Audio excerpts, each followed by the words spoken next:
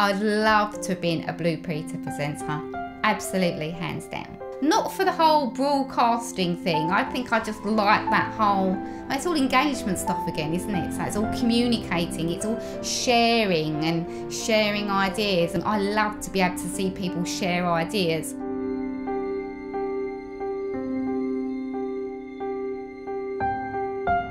For me, graphic recording is a visual translation of conversations using simple images and words. It usually involves a big piece of paper somewhere in the room, in a kind of in a meeting or an event or a session. Someone like me with loads of pens, ready to listen and capture what is being said. It's done live in real time, and it's where people are talking and having a conversation and discussions, and I'm capturing those conversations, those key themes, those commonalities that people share, and that kind of group message.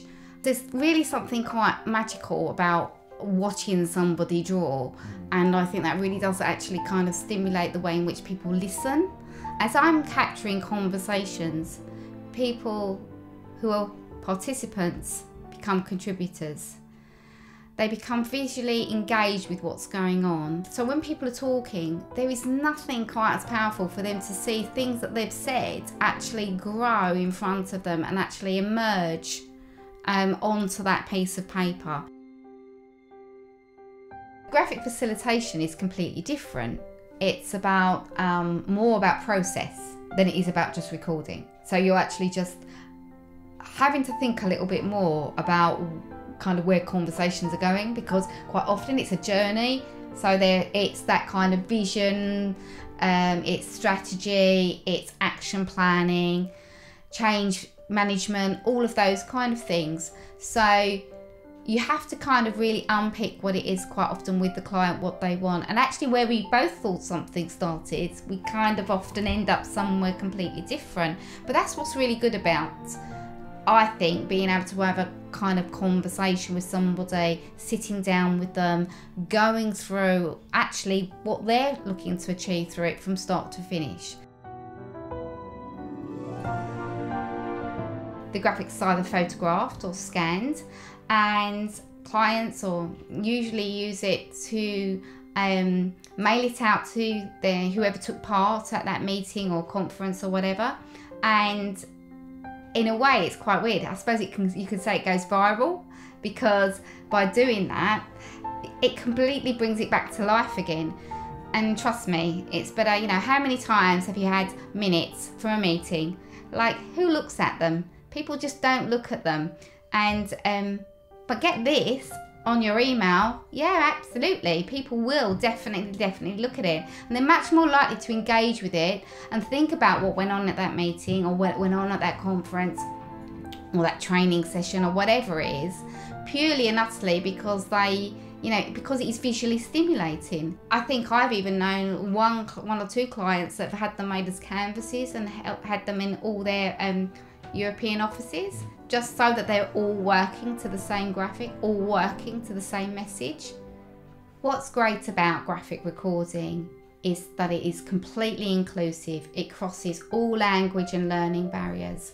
And it's so important when you're actually trying to communicate and capture those conversations across diverse communities, across different workplaces, to make sure that you're able to do that really inclusively, so that everybody feels that they're actually involved in what's going on and have a real influence in kind of facilitating those conversations and that change.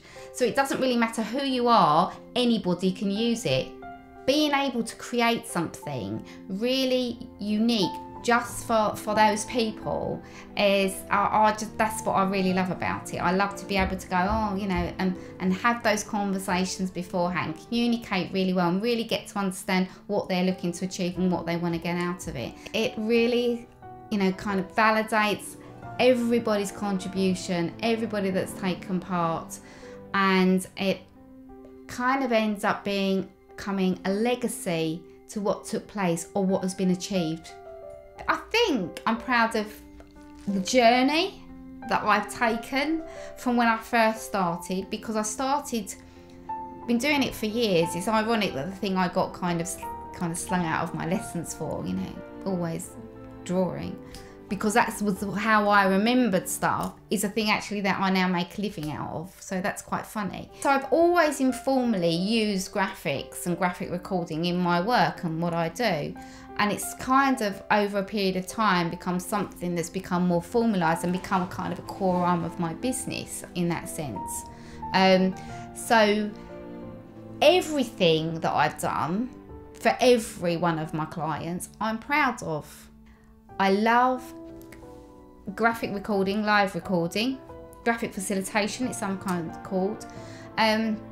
But I quite like illustration, and I quite like when I get the opportunity to work here at home, where I can work in the garden. I can do it over a long period of time and look at something and really think about it.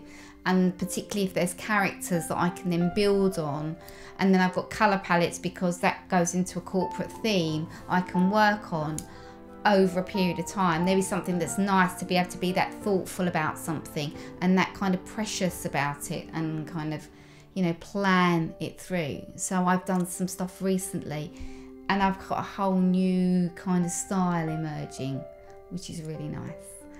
And I'm really proud of the last few pieces of work that I've done that haven't kind of hit the headlines, but yeah, they're really, really proud. Really good, some really good collaborations with the people I work with, and that's really exciting.